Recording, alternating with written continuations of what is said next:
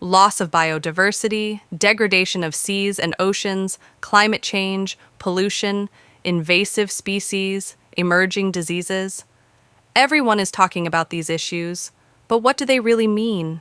Why do they matter to us? And what can we do to make a difference and help protect our planet? These are complex topics that we invite you to explore with us through 18 short learning episodes.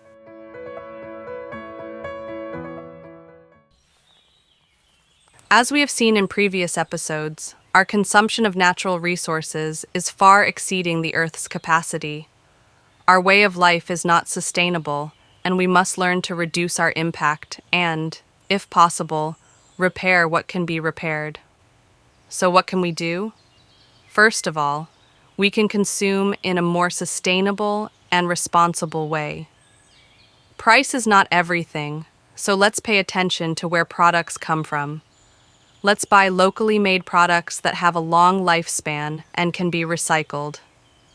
Watch out for wasted resources: water, gas, electricity, wood, food.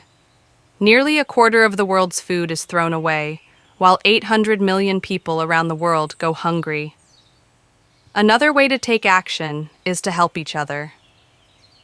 Collaborative consumption allows a group of people to lend, rent, give, share, or exchange goods or services. It's a source of savings and social cohesion because an object is used by different people. So there's no need to produce several copies. For example, car sharing helps to limit energy consumption and greenhouse gas emissions. This is the principle of the circular economy. It aims to reuse and recycle products and their components to avoid continuing to draw on natural resources. Products must be reusable and capable of being shared to maximize their use. They must be capable of being dismantled and repaired, particularly the various parts that make them up. If they can no longer be repaired, they must be capable of being recycled as a raw material. Rather than throwing things away, we can also give them away. We are too quick to get rid of many items that still work perfectly well. Donation platforms enable lower-income households to be equipped with second-hand goods in good condition. So donate. We can also fight destructive beliefs.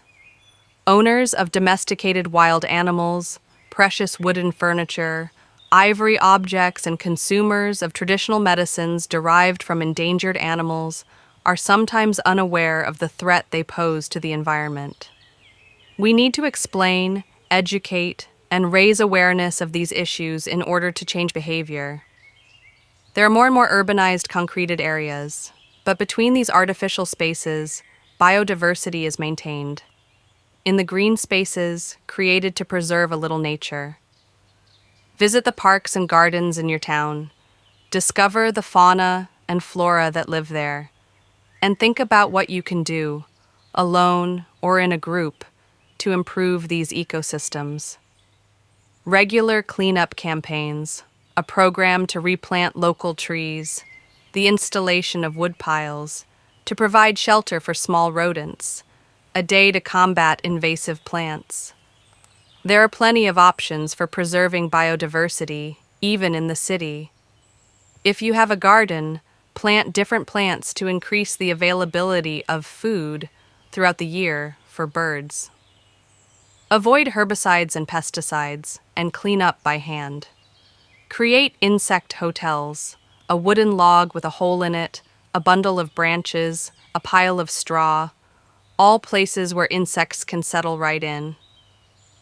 Wherever the fragmentation or destruction of natural environments is at work, it can be repaired. This is called ecological restoration, and it aims to re-establish the main functions of an ecosystem so that species can gradually re-establish themselves, and the balance of life can be re-established. While restoration programs require considerable resources, there is a great deal that can be done by each and every one of us at our own level.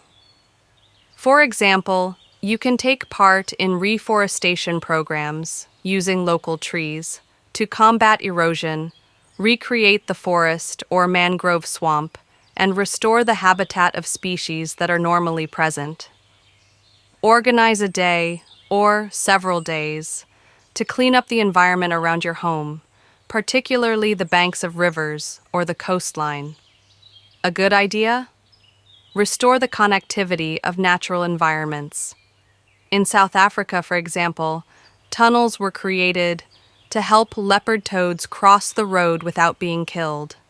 This saves hundreds of individuals every year. Take stock of the species around you, some of which may be threatened and could help you make better decisions. Take the opportunity to raise awareness so that everyone can play their part in restoration. We can also fight invasive species. All around you, there are species that have come from elsewhere and are threatening local biodiversity. You need to learn to identify these new arrivals, and as soon as you detect them, you can take action. And if you've already done so, you need to get to work to try and limit its spread as much as possible. Wherever possible, we should also use renewable energies, such as solar and wind power. This not only helps to fight the greenhouse effect, but also limits the impact of drilling and mining on the environment, as well as the transport of extracted products. As we can see, there are 1,001 ways of restoring biodiversity and preserving its exceptional richness, so it's up to you.